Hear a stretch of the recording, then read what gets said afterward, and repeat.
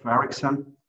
This is already the second occasion that we can meet this way this year, since our last workshop in early March. My name is Vítězslav and I will moderate the session today. We will speak about 5G in rural space, in suburban areas, about chances connected to it, but also about the possibilities of financing. To the process today, we will have two presentations at the beginning and Q&A session at the end of the workshop. Please, about the process of the Q&A, if you have any questions to the content or directly any other inquiries to the speakers, please type them into the Q&A function in your chat. You see a button at the bottom of your screen with the name Q&A. So please type your questions there. We will collect them and we will read and answer them straight after the presentations. We have two special speakers today with us, which is very good.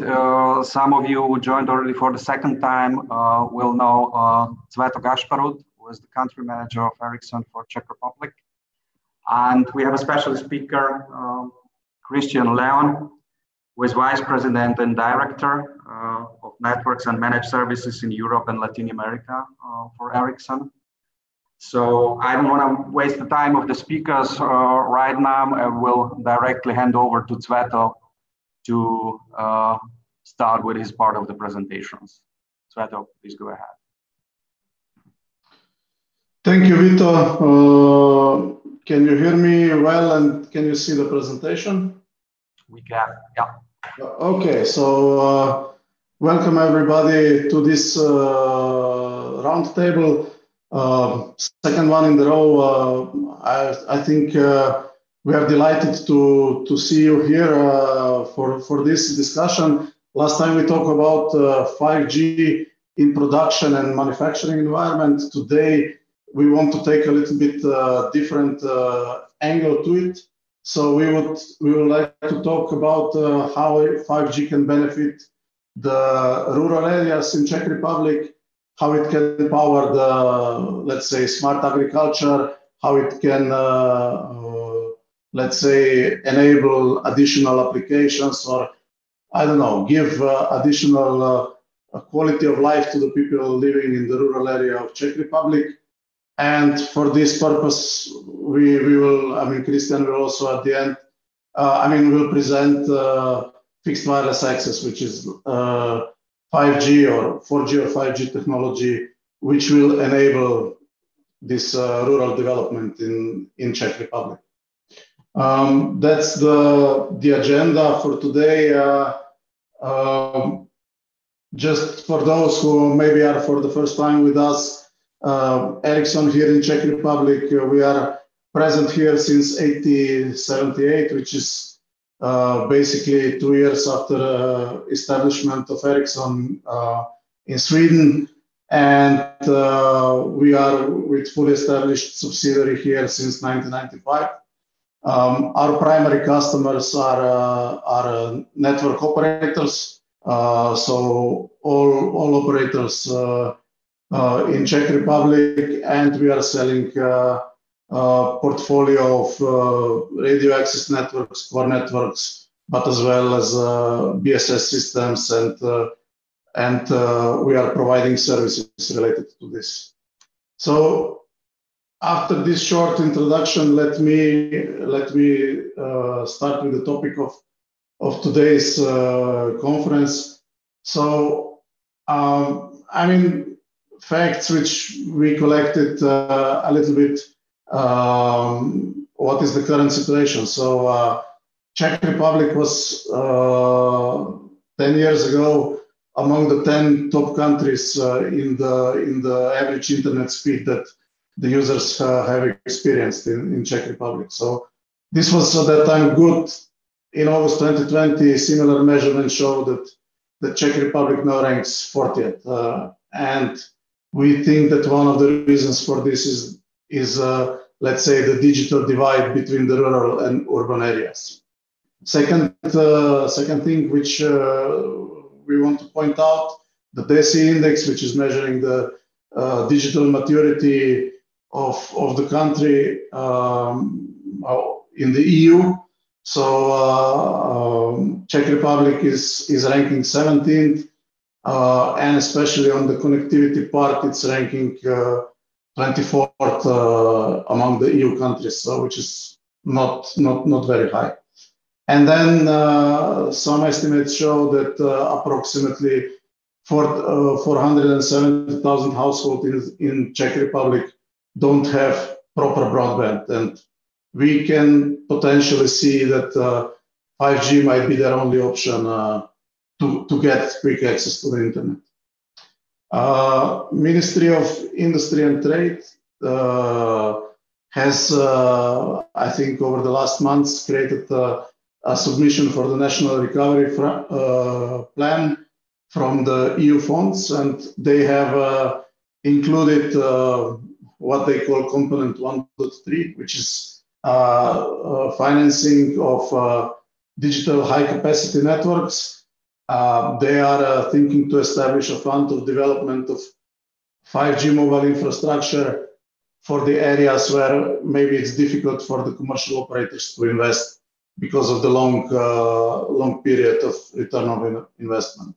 So we think this is a very good idea, and today we would like to show you what would be the benefits of such funds for Czech Republic in the rural area. So again, we are using this analysis Mason study, which we used as well for the manufacturing part. This time, a scenario which is, let's say, more directed towards the rural area. And this scenario, so the study created a scenario where the 3.5 gigahertz network, which is fixed wireless access, let's say, band, if this would be rolled out between 2025 and 2030, practically to all the areas in the Czech Republic, including the rural ones. Part of it as a commercial rollout done by the operators, but part of it as a let's say, public subsidies, which would be available to the operators to build it. The scenario is evaluating a case where actually practically 100% of population will be covered in Czech Republic. This is, let's say, the base case scenario, what we think will happen with the 5G rollout in Czech Republic if only the operators, so the commercial operators, roll out their coverage. So on the left map, you can see situation which we foresee for the 2023.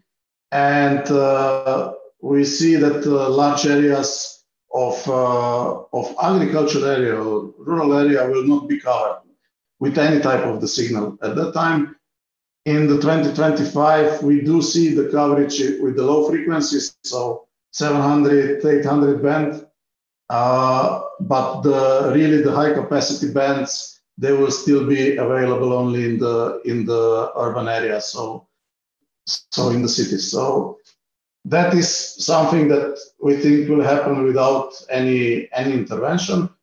And then this is the scenario which Analysis Mason has looked into, where there would be additional public subsidies for rolling out coverage in the rural areas with high capacity 3.5 gigahertz 5G network. And you can see that at the end of the 2030, the actual population coverage and area coverage is very close to 100%. And needed investment, extra investment towards this base case, we foresee is in total around €500 million, so 500 million, from which we think that the public subsidies if they would cover, let's say, approximately 1/3 of it, 150 million, then we really think that by the 2030, Czech Republic would have really high capacity broadband all over the country, also in the rural areas. Analysis Mason is how to say, estimating the benefits of this network for the, let's say, households in rural areas by people, I don't know, not needing to move to the urban areas, or they can do remote work, or they can do digital economy, so they can establish their own companies who will do digital business, and as well from the agriculture area, so the smart agriculture benefits. So Analysis Mason is by the 2030 basically estimating very large benefits that let's say in the fixed wireless area, they amount to 6 times the investment that operators would need to make to do this. So at a cost of 130 million, the benefits by the 2030 would be around 650 million. And similar is for agriculture. Also here, the cost-benefit ratio is very big, is three times. So we think that this study shows that if the government would be willing to partially subsidize this extended rollout of 5G to the rural areas, the Czech Republic economy would really significantly benefit from it. That is from my side for a start. I give now word to Christian, who will a little bit more dive into the, how to say, what are the technologies and what are the use cases which we would support with our technology in these rural areas. Thank you, Svedo. I hope you hear me well. Delighted to be here today and to participate in this roundtable. What I plan to cover is, I would say, bring an outside in. So outside of Czech Republic, where do we see fixed wireless access being used? What is the overall market traction that we see in fixed wireless access? 4G, more importantly, the acceleration that we see with 5G. Not just for consumer, we'll also look in the later part of the presentation of what you called earlier, Sveto, smart rural. So when you bring 5G type of connectivity towards farming industry, towards the agriculture business, what are the, I would say, the new potentials behind this and the use case that we start to see globally? That's what I plan to cover in the next 15 minutes. Here you have the agenda. Well, just if you go back, just one quick slide on 5G and I would say the big quadrant of use case, market momentum of fixed wireless access, 4G, 5G, from an operator standpoint, from a household coverage, the segmentation, the different use case of fixed wireless access. What do we see again globally? There is a lot of innovation when it comes to fixed wireless access, especially in the millimeter wave spectrum. So I will kind of cover this in one slide. And then, as I said, beyond consumer, what can you do in smart rural connecting, I would say, farming lands, agribusiness, and what can you enable with this?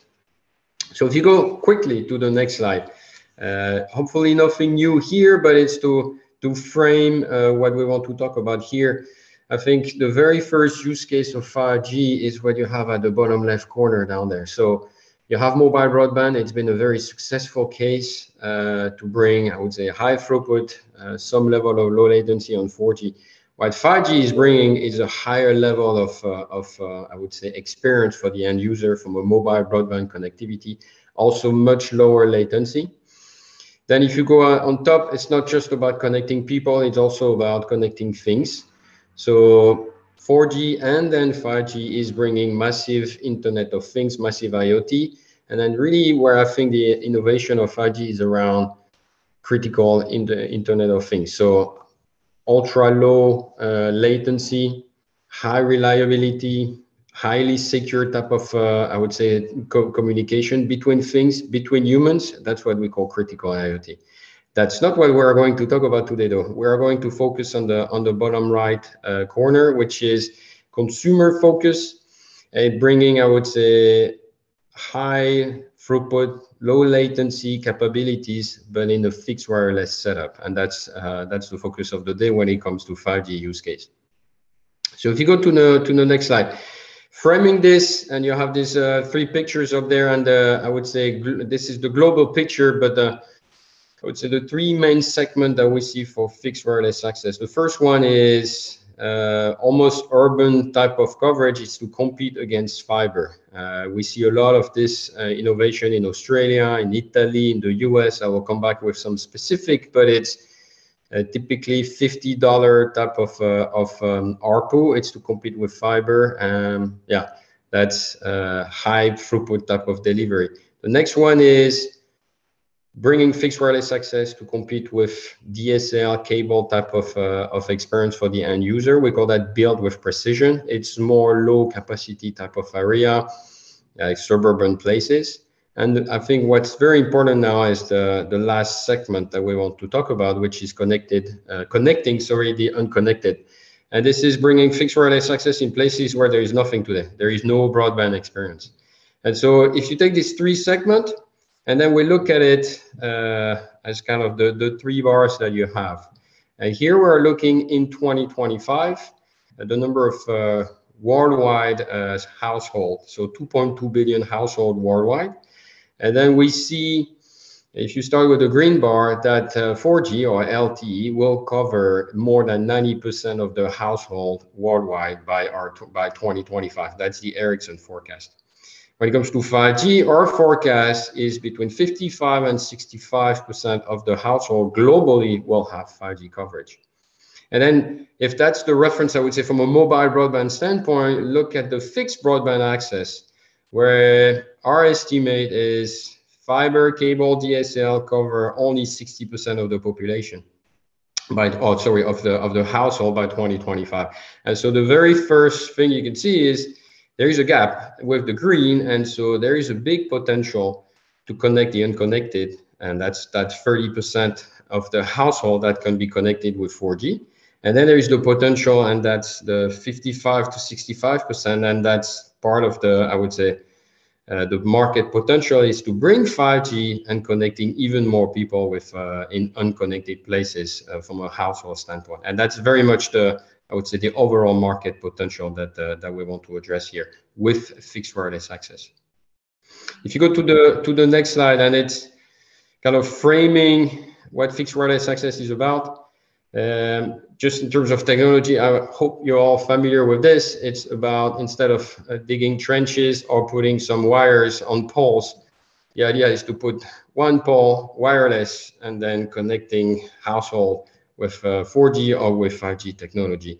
There are different ways to do it. On the left, I'm not sure it's something that is full kind of fixed wireless access, but it's something that works. Is you take your smartphone, you enable tethering on the smartphone, and then with Wi-Fi on the other side, you connect your household. I would say that's the low-level way of bringing broadband to a place. Fixed wireless access, best effort. There are some cases like this. So in this case, you don't use your smartphone, but you have a specific CPE dedicated for fixed wireless access. I think the case that is really successful, and that's the one we want to focus on, is what we call fixed wireless access with guaranteed quality of service, a guaranteed QoS. In this case, there is a dedicated device in the house with an indoor or outdoor antenna. And then the operators is bringing guaranteed, I would say, minimum throughput or latency that you get.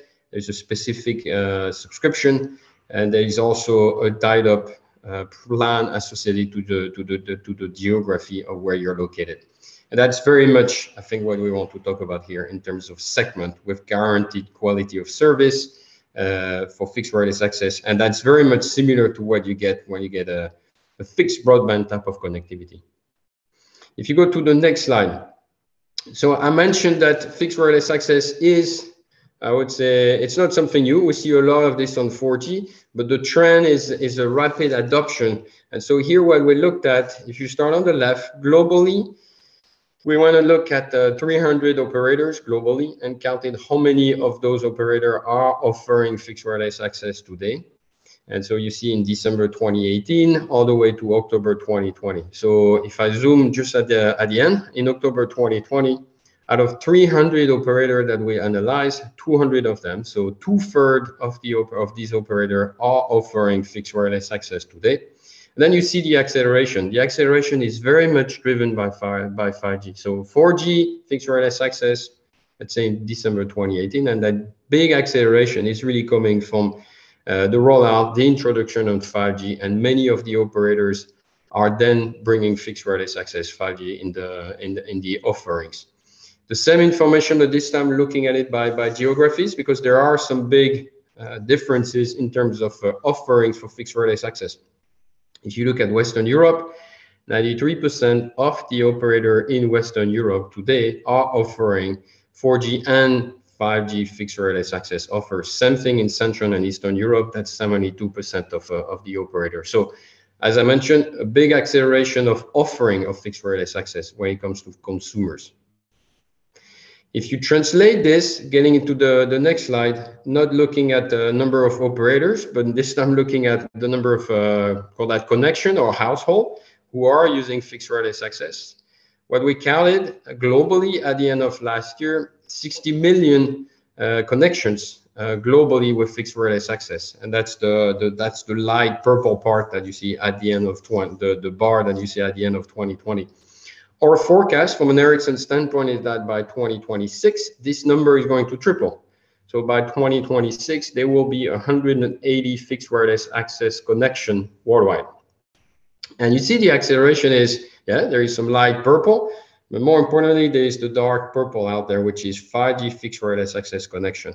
And that's really, I would say, the acceleration pace that we see. Why? Because with 5G, you have access to a much bigger spectrum. So that means now you can get, from a throughput standpoint, something that is very competitive against fiber, against DSL, cable. And then as you're rolling out, back to what Sveto was mentioning, 5G, you can also connect, I would say, non-connected places from a 4G, more importantly, from a 5G standpoint.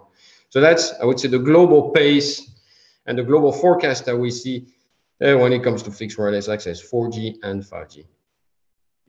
So taking this into, okay, what do you do with this? We kind of created 6 segments of our use cases for fixed wireless access. And that's what you have in these gray boxes on the left. The first one is to replace DSS or to compete with DSL. The second one is, I mentioned it, is connecting places where there is no connection today with broadband or no fixed broadband connection. The third is secondary homes. That's something that becomes interesting with, I would say, the future, as we are, I would say, coming out of confinement or out of the pandemic, the future ways of working, like the flexibility that is being introduced in many enterprises to work from home, partial, and also work in the office. This idea of secondary homes, or maybe the fact that you can commute and work from a rural place, or I would say village, and then commute to the big city on a regular basis, getting to the office. This third box is very interesting, and I will come back to this. 4 is cutting the cable, so getting rid of copper cables. 5 is fiber challenger. Not, I would say, and that's typically in the US, not every operator has access to fiber. So fixed wireless access is a way to compete. And then 6 is, I would say, the most advanced case of fixed wireless access use case. It's not just for consumer, but also connecting small and medium business. And so we took a few, and that's what you have on now globally, a few examples of the use case. In the US, T-Mobile and Verizon, they are very, I would say, bullish, very upbeat on the topic of fixed wireless access. The first one was Verizon using millimeter wave for fixed wireless access for consumer. So that's what they call 5G homes. It's also being brought for small and medium business. T-Mobile is doing the same. So that's, I would say, covering case 1 all the way to 6.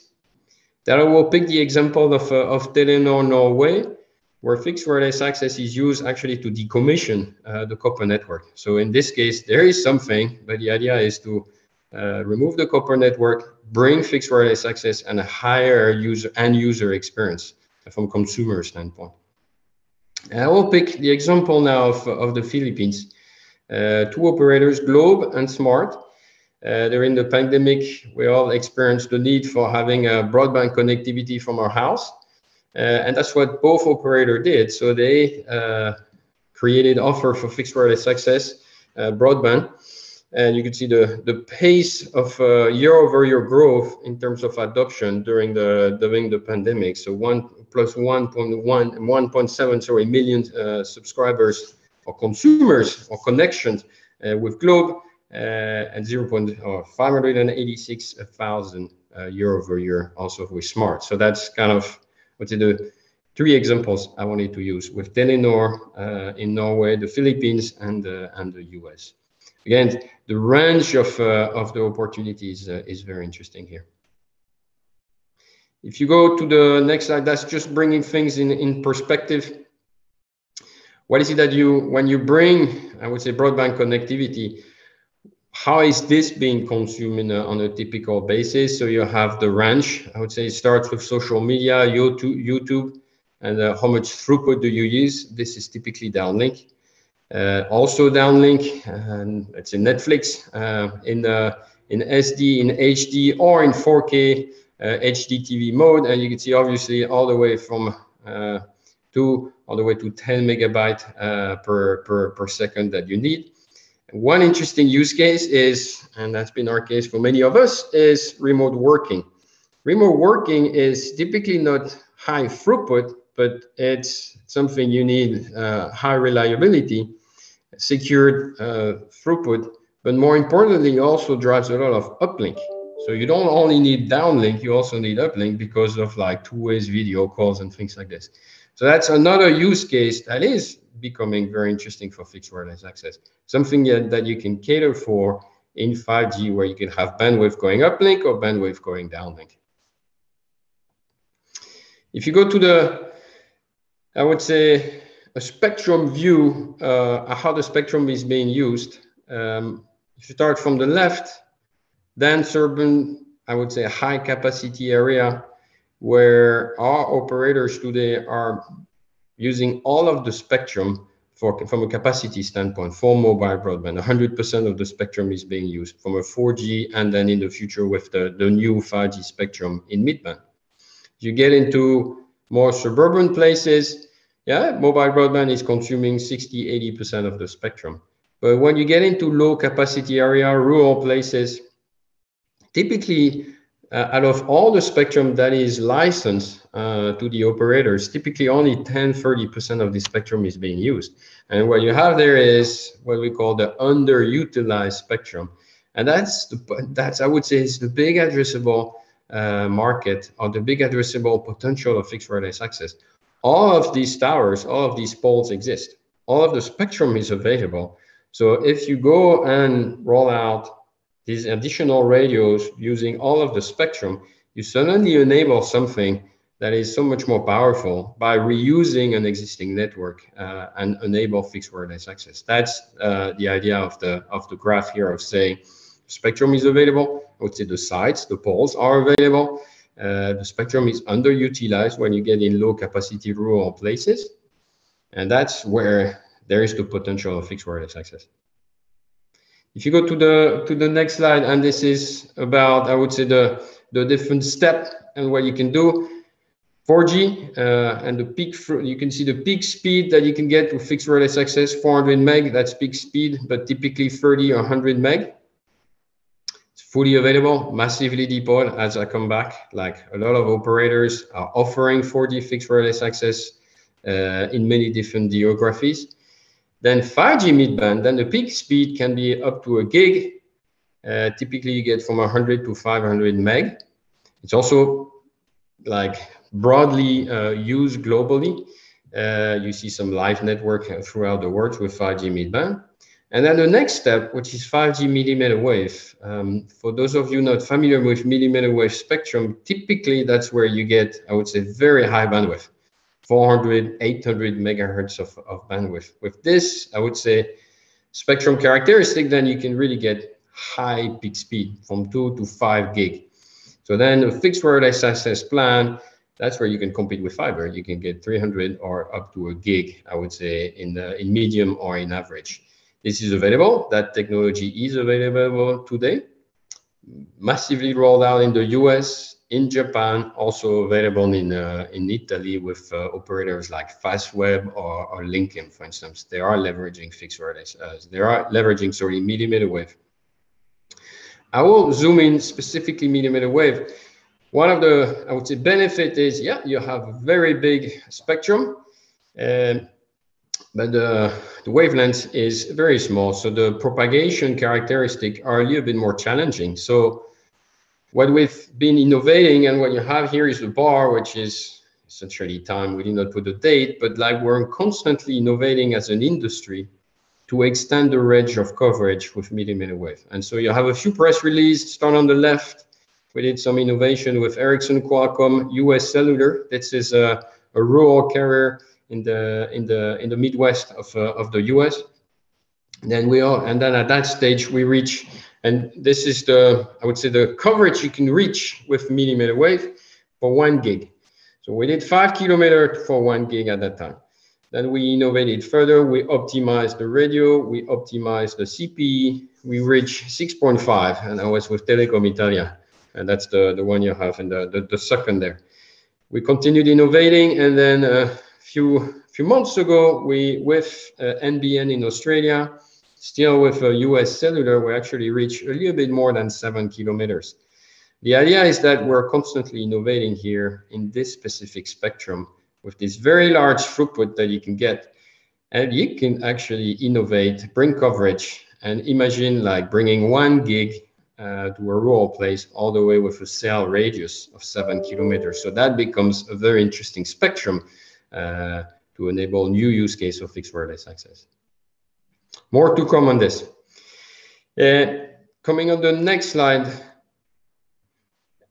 switching out of the topic of consumer, now looking at, okay, if you bring in a rural place, I would say the 5G experience, what can you do with this? A lot of the attention is 5G for factories, warehouse, logistic, port, harbor, but there is also an entire new range of innovation we see globally when it comes to 5G for rural places. Here we picked up an example. This is Ericsson working with a company called São Martinho. This is in Brazil. That's a partnership that we signed a few years ago. And here we're connecting fields, farms, with connecting all the devices for, I would say, smart agriculture. We're also connecting the factories. So the production place where, in this case, São Martinho is one of the largest sugarcane producer in Brazil. So we connected the fields. We also connected the transformation plants. And then we are innovating on top. So some, I would say, very interesting smart farming innovation coming out of Brazil. That's one example. If you go to the next slide, we do something like equivalent in other geographies. We connected vineyards in Germany. Here, the idea is obviously the quality of the wine is linked to I would say a lot of the weather conditions, when you can harvest, when you actually plant, trim, and all of this, I would say, great vineyard, or farming technologies. And if you connect all the fields, if you bring a lot of like telemetries out of the fields, you can improve, I would say, the overall quality of the output. In this case, it's wine quality. But that's one example. We did similar things in Japan. That's called Ikakashi.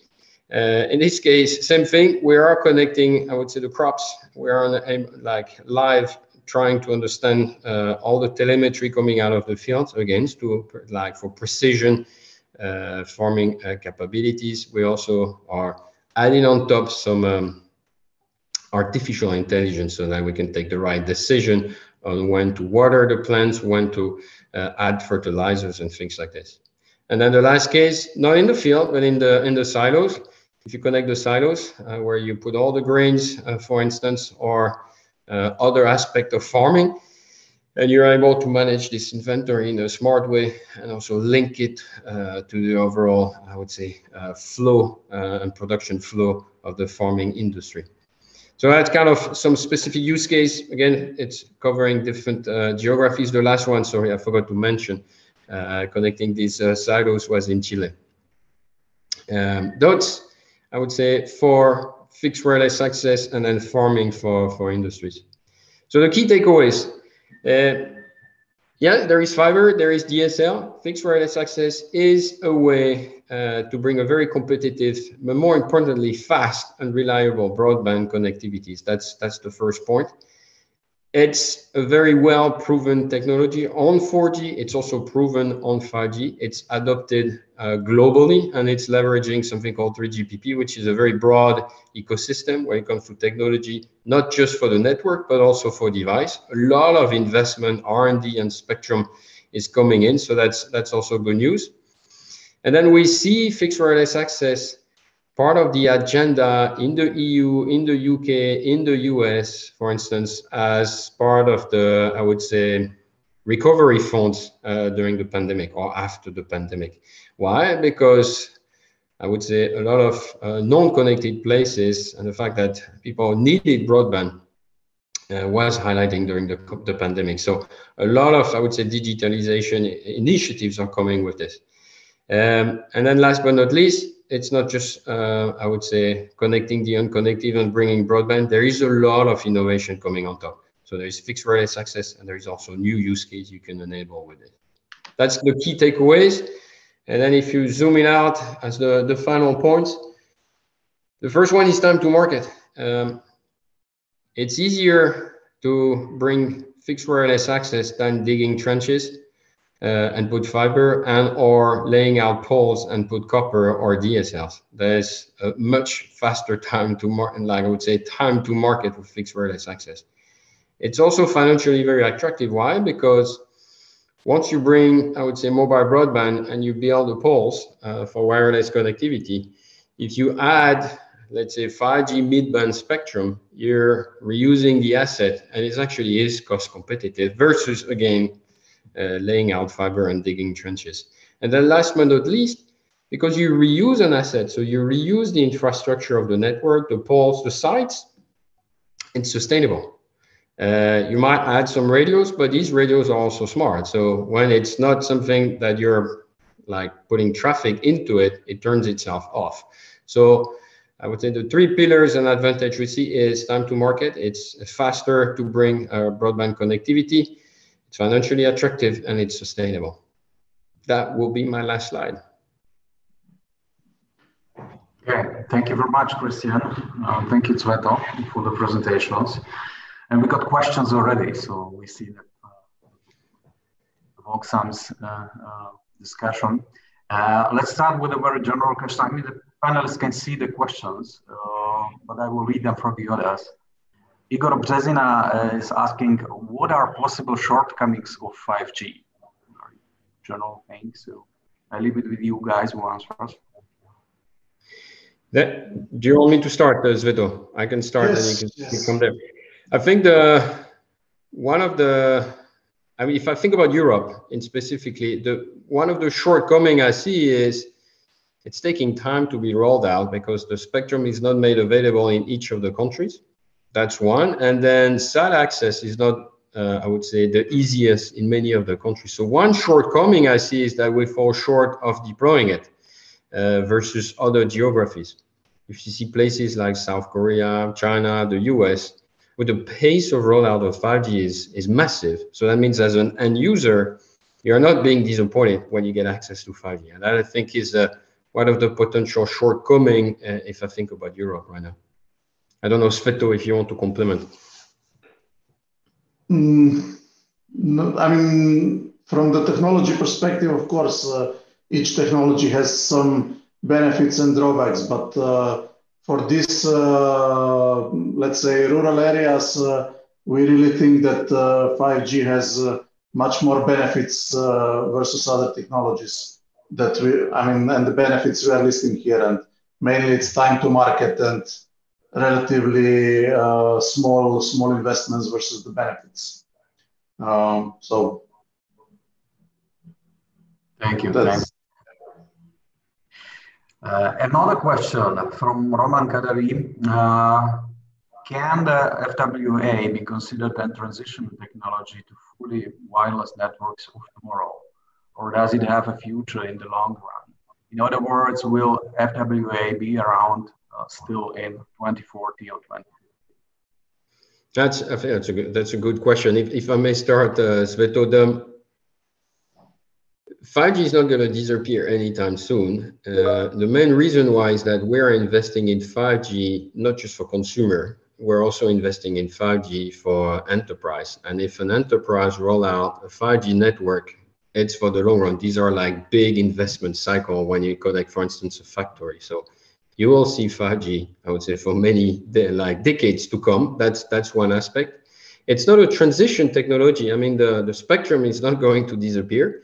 The sites are there to stay. So yeah, we could enable and innovate and bring, I would say, new range of 5G use case in these sites, but it's not transition. There is no reason why in 10 years you will go and dig a trench and put fiber. You will still have the same, I would say, capability when it comes to the wireless technology, and even more an innovation coming out of it.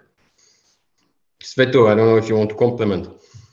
I mean, on top of this, what you already said, I mean, even today, for the same bands, Ericsson technology is capable to do software upgrades. So for the radios installed from Ericsson, I think since 2016, in order to get from 4G to 5G, we had to do only software upgrades. So there is no reason why in the future this would not be available with, let's say, new standards for what is deployed there. So definitely not a transition period, but here to stay. Thank you. I was asking, can the Internet of Things widely spread in agriculture even completely without public subsidies? If funded only commercially, how long do you think it would take before we see a large-scale usage of Internet of Things in the countryside? So maybe I can start from a technology standpoint, and then Sveto, if you want to comment specifically for Czech Republic. I think the first aspect of called that massive IoT, so connecting objects without massive throughput or low latency.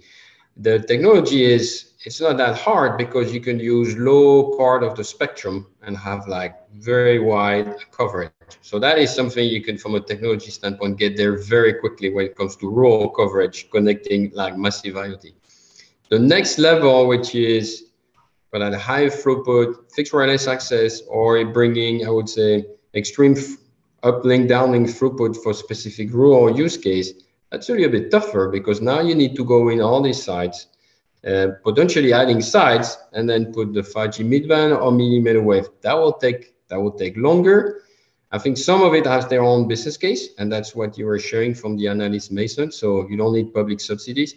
Some of it, if you want to, I would say, kind of out-innovate other countries, public subsidies, I think, will help. That's how I look at it. Sveto? Yeah, I mean, right as you said, I mean, when we presented this base case in 2025, we actually saw that with the low frequencies, most of the Czech Republic will be covered, but this does not mean high capacity. So the narrowband IoT and this type of, let's say, sensor-like use cases, this will be widely available. We are not seeing this problem, but more advanced use cases, they will be, how to say, more scattered. So probably a company which has a lot of fields and other agricultural deployment, they would be willing to fund or work with an operator on some sort of semi-private network. But to really widely deploy it everywhere and to get the benefits to everybody, part of it should be subsidized. Even it's the same thing today with the white spaces. So not everywhere in Czech Republic there is broadband available. So I think it's the same here. And we are actually working with Agricultural University here in Czech Republic together with T-Mobile on a private network, let's say proof of concept, where we are trying to work on these advanced use cases. Okay. Pavel Kasík has a specific question about Czech Republic. So what is the next step, in your opinion, when it comes to 5G in the Czech Republic? So what is up to the operators and what is up to the government? I mean, we see that the initial start of the rollout was last year, and we will see for the next 2-3 years a very massive deployment of 5G. We are also seeing a massive deployment of fixed wireless access in the urban areas. So, I mean, fixed wireless access in the large city is nothing new in Czech Republic. So that was happening in 4G, and it will continue to happen in 5G. The regulators, so the ČTÚ, Czech Telecommunication Regulator, they are searching for suggestions on spectrum use in the millimeter wave area, so 26 megahertz. So we will see first tests with millimeter wave, I think, latest next year in Czech Republic. And then when it comes to the rural fixed wireless access rollout, I think if this recovery fund is confirmed and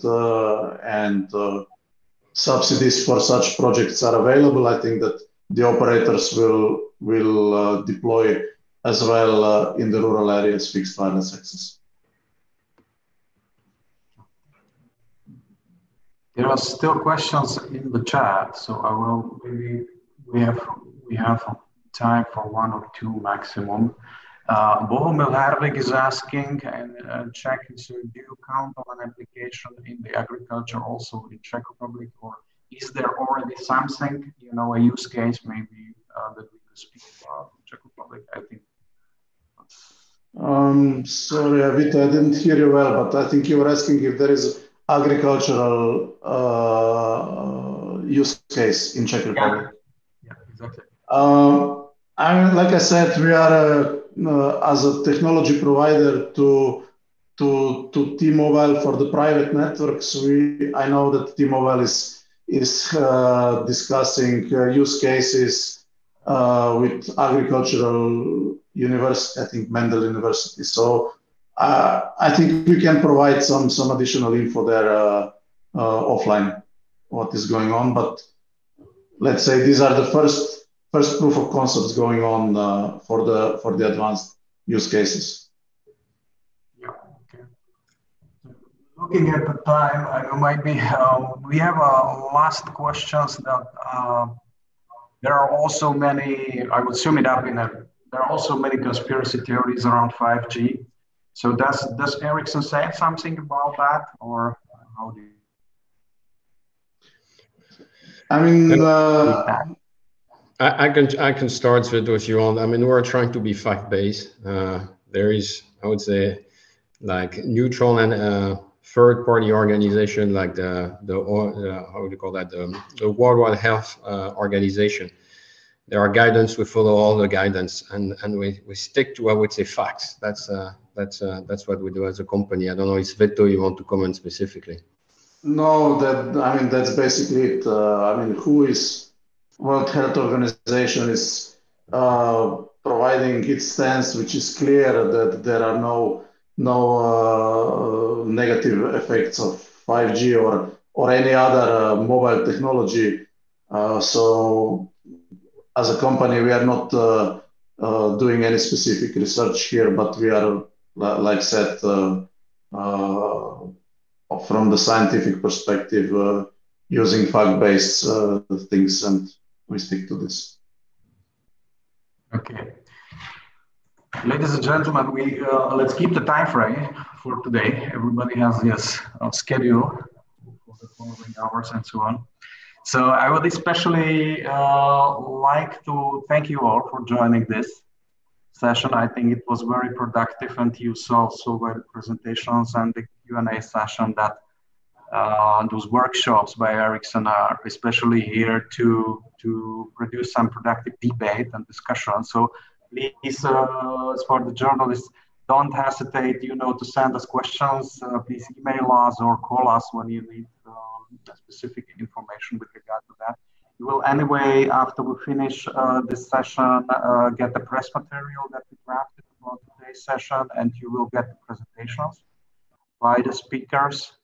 And for myself, I only can say thanks again, and let's keep in touch. And I will now leave it with Sveto and Christian, to say goodbye. No, thanks for having me in the roundtable. That was, I think, a very good set of questions also.